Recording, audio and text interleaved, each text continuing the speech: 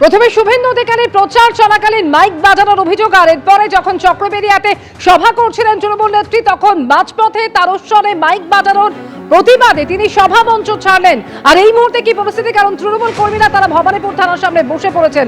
তিন প্রতিনিধি সরাসরি আমাদের সঙ্গে রয়েছেন, উজ্জ্বল মুখোপাধ্যায়, সুকান্ত মুখোপাধ্যায় এবং ঝিলাম করঞ্জাই রয়েছেন। প্রথমে উজ্জ্বলের কাছে আসবো। উজ্জ্বল, গোটা ঘটনাক্রম তুমি দেখেছো। এই মুহূর্তে তৃণমূল কর্মীরা থানার সামনে বসে অবস্থান বিক্ষোভ করছেন, প্রতিবাদ জানাচ্ছেন, কি বক্তব্য তাদের? একেবারেই তাই, তুমি ঠিকই বলেছ যে প্রায় 7:30 থেকে 10টা পর্যন্ত তৃণমূল কংগ্রেস কর্মীরা ভবানীপুর থানার সামনে দাঁড়িয়ে তারা বিক্ষোভ দেখাচ্ছিলেন, তারা অবস্থান করছিলেন। কিন্তু এই মিনিট খানেক হলো যার নেতৃত্বে এই অবস্থান চলছিল 70 নম্বর ওয়ার্ডের কাউন্সিলর অসীম বসু, তিনি থানার ভেতরে ছিলেন এবং তারপরে বেরিয়ে আসেন এবং বলেন যে একটা এফআইআর দায়ের করা হয়েছে বিজেপির এই যে মিটিং, সেই মিটিংয়ের বিষয়ে এবং যারা যারা এই ঘটনা ঘটিয়েছে তাদের বিরুদ্ধে একটা এফআইআর করা হয়েছে ভবানীপুর থানায়। তারা রাত্রিবেলা গিয়ে নির্বাচন কমিশনকে জানাবে গোটা ঘটনা। এবং এক্ষেত্রে শুভেন্দু অধিকারীর নাম আছে কিনা জানতে চাওয়া হলে তিনি স্পষ্ট করে কোনো উত্তর দেননি।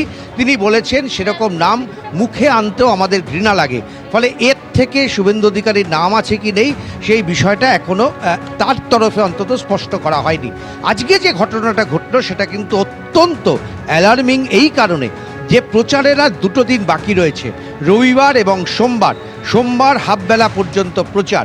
এবং আমরা যেটা দেখেছি তৃণমূল এবং বিজেপি দু তরফেই মমতা বন্দ্যোপাধ্যায় এবং শুভেন্দু অধিকারীর একাধিক কর্মসূচি রয়েছে ভবানীপুরকে কেন্দ্র করে। ফলে আজকে মমতা বন্দ্যোপাধ্যায় এখানে সভা করতে না পেরে চলে যাওয়ার পর আমরা দেখতে পাই যে ক্ষুব্ধ তৃণমূল কংগ্রেসের কর্মীরা তারা কিন্তু সোজা চলে আসেন যেখানে বিজেপির সভা হচ্ছিল তার সামনে।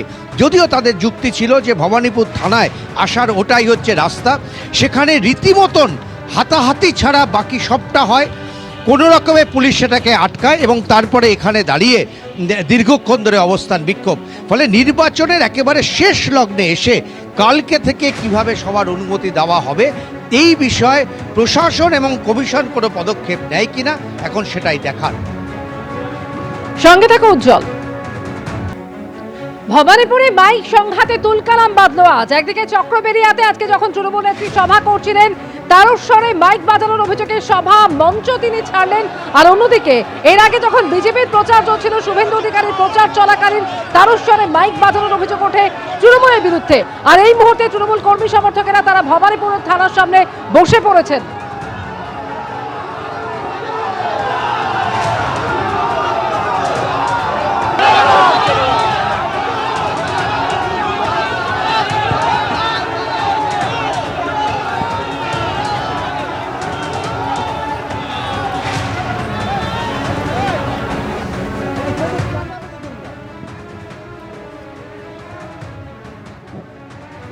তৃণমূলের মাইকে এর আগেই ক্ষোভ প্রকাশ করেছিলেন শুভেন্দু অধিকারী, আর এরপরে যখন চক্রবেরিয়াতে আজকে মঞ্চে বক্তব্য রাখছিলেন তৃণমূল নেত্রী তখন তারস্বরে মাইক বাজানোর অভিযোগে তিনি সভা মঞ্চ ছাড়লেন।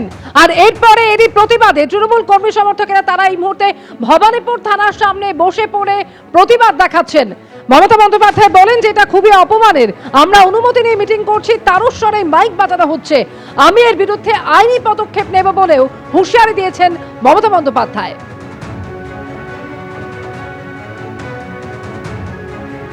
বিকেলে শুভেন্দু অধিকারী প্রচার যখন চলছিল, প্রচার চলাকালীন তৃণমূলের বিরুদ্ধে স্লোগান দেওয়া এবং তারস্বরে মাইক বাজানোর অভিযোগ ওঠে শুভেন্দু অধিকারী, যা নিয়ে তীব্র ক্ষোভ প্রকাশ করেন। আর এরপরে মমতা বন্দ্যোপাধ্যায়ের সভা চলাকালীন ঠিক একই ঘটনা ঘটলো।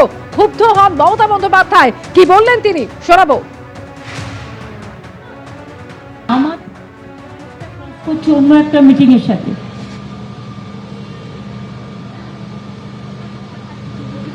এটা তো হতে পারে না। আমি অনুরোধ করব এখানে যারা আমরা অফিসের পারমিশন নিয়ে করছি,